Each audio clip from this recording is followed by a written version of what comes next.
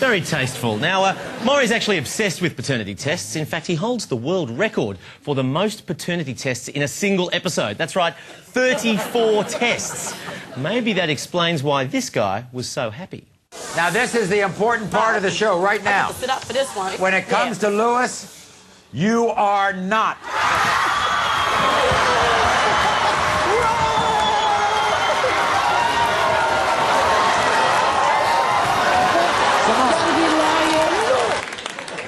Nice moves. Daddy.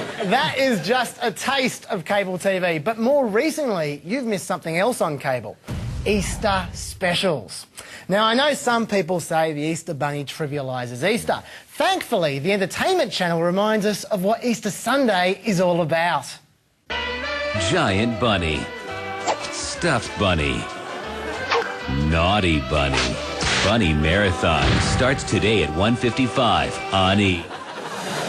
Happy Easter. OK, maybe E is not the best place to discover the meaning of Easter, but you would think that the Christian Channel would do a lot better. Yeah, I don't know, Jill. Sometimes I think the Christian Channel simplifies theology just a little too much.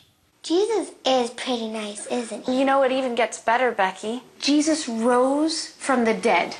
Cool. Isn't it?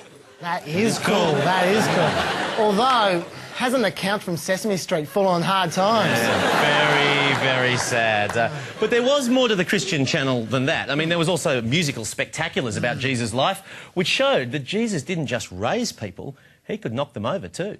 I am Malchus, servant to Caiaphas. Are you Jesus of Nazareth? I am! Oh, talk about bad breath! No, mate, that was true to the gospel. Everyone knows that Jesus was a great 10-pin bowler. I am! Yes. But look, Easter on cable wasn't all kids' stuff. The National Geographic Channel had some fascinating tips about fun things that adults can do at Easter. Pilgrims come to Jerusalem from all over the world to reenact Jesus' last moments. Oh, that's perfect. I really enjoy doing it. It's a great privilege, believe me. It's just awesome. You ain't no king! What are you? What are you? You're nothing! Awesome, yeah. But look, if ancient Roman S&M isn't for you, well, there was at least one channel that promised something better. Rediscover Easter's real meaning on the History Channel. See, the real meaning of Easter. We're talking serious documentaries about important topics, like people who think they've got the wounds of Jesus on their body. Yeah, look, I mean, it was an interesting one, though, Stigmata. I actually learned quite a few things from that Stigmata documentary. For example, I never knew that Kathy Freeman had stigmata. Amazing information. And I learned how to find out if someone claiming stigmata is for real. I would also be trying to listen to the emotional level. Is she like a zombie?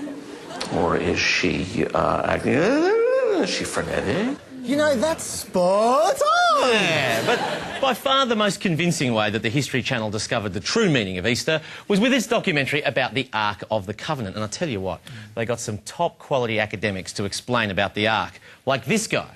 The reason I decided to go in search of the Ark, to be quite honest, is because I saw the film Indiana Jones and the Raiders of the Lost Ark. I love his research on the Temple of Doom as well. Yeah. Look, you can scoff, but journalist Graham Phillips actually found the most sacred relic of the ancient Israelites right here in rural England. Now, look, don't get us wrong. We're not having a go at anyone's beliefs here, unless you believe the things that Graham Phillips believes. If I'm right, what is at this spot is the most sacred spot on the earth. And if the Ark of the Covenant is found here, then it would probably be the archaeological discovery of all time. Or maybe someone just threw an old fireplace out on the side of the road. So that is what you missed on cable over Easter. In summary, not much. Oh, Jules, don't get too negative. After all, Easter is a time of Thanksgiving, and there's so much we can be thankful for.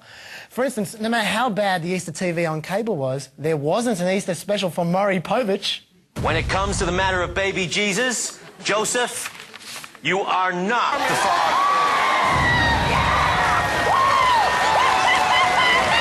It's okay, don't worry. Come on, Jesus! Come on, sit down. Okay, you want to talk to him? It's gonna be all right. Okay, take it calm. Come on.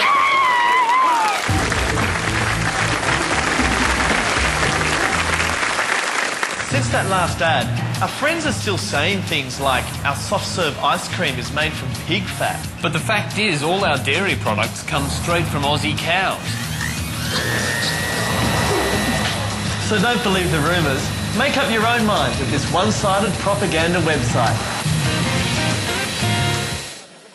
Pig fat? Where do these rumours come from?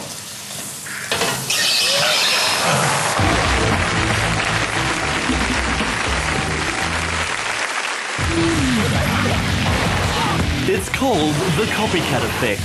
Films like Jackass are responsible for nearly 1,000 copycat injuries a year. But it's not just Jackass that's influencing our teens. In Britain, authorities are concerned by the growing number of young men imitating scenes from Merchant Ivory movies. It's definitely on the rise. These youths see a movie like Howard's End or Remains of the Day and immediately want to become a butler or have a cup of tea. Parent groups want the movies banned before the copycat outbreak grows out of control. I was at work and got a phone call to come home at once as my son had just tried to dress up as Helena Bonham Carter. Alistair Shepherd says his teenage son is in the vice-like grip of slow-moving twee period drama. Look at this, right? Last year for Christmas, I got in the real Cancun and inside swapped it with Ladies in Lavender. And it's not just costume films that are influencing youth behaviour. These unsupervised teens in Bristol spend every Friday night recreating My Dinner with Andre. And this amateur footage shows a boy as young as 12 attempting to copy Al Gore in An Inconvenient Truth. It's a disturbing trend. I wouldn't yet call it a crisis. Mind you, if they start reenacting scenes from Norbit, then we've got a problem. I always think it's odd that, you know, when you buy a car, you're allowed to take it for a test drive and really check it out. But for other big purchases that are just as important, like a bed, do you find you're never allowed to, you know, more than a 20-second lie down in the shop? What do you mean you're not allowed? You must shop for beds very differently to me. Well, what do you do? Well, I take my bed purchasing very seriously. If I'm going to lay down a couple of grand for a bed, I want to make sure it's the right bed for me. And how do I know that unless I test it out first? So what's this one like here? Do you mind if I try it? Oh, but it feels pretty good. Oh, this is great. This is fantastic.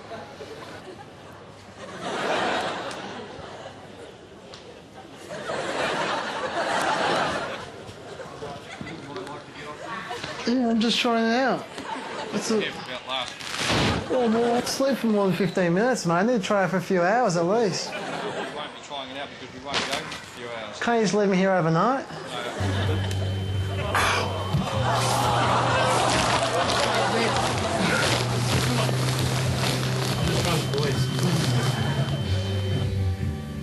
What's the problem, mate? Can't I try your bed? Yeah, certainly. Put your clothes on. Oh, this is how I sleep. I sleep naked. My boys like it in the room. But, so I'm not allowed to try your bed? Can you get out of the store, please? Hey, no trouble, no problems. I'll be out of here. I'm out of here. I was going to try your bed. I didn't realise you had to be so sensitive. Never let him be said you're not a thorough shopper, Chazzy. I was just getting started there. There's a lot more I look for in a bed than just a place to sleep. Well, that's right. You're a remarkable... you've got a huge libido, don't you, Chaz? That's right. You're a man with very enormous sexual needs. Well, that's very true, Chris. And so I'm not going to buy a bed unless I know it's up to the job of this modern-day Lothario.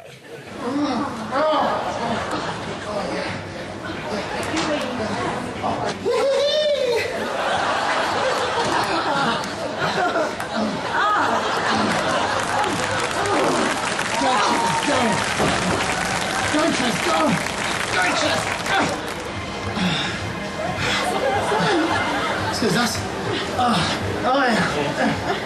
Do you guys mind? A bit of privacy, please. Just trying out the bed. How much is this one? It's pretty good, actually. It's a good bed. Yeah, cheers. Yeah. Glad you liked it. I would have liked a few more minutes, but you know. Yeah. Thanks anyway. I thought that poo patching scene with Andrew last week was the lowest you could go. Not even close, Rowie. And there is no way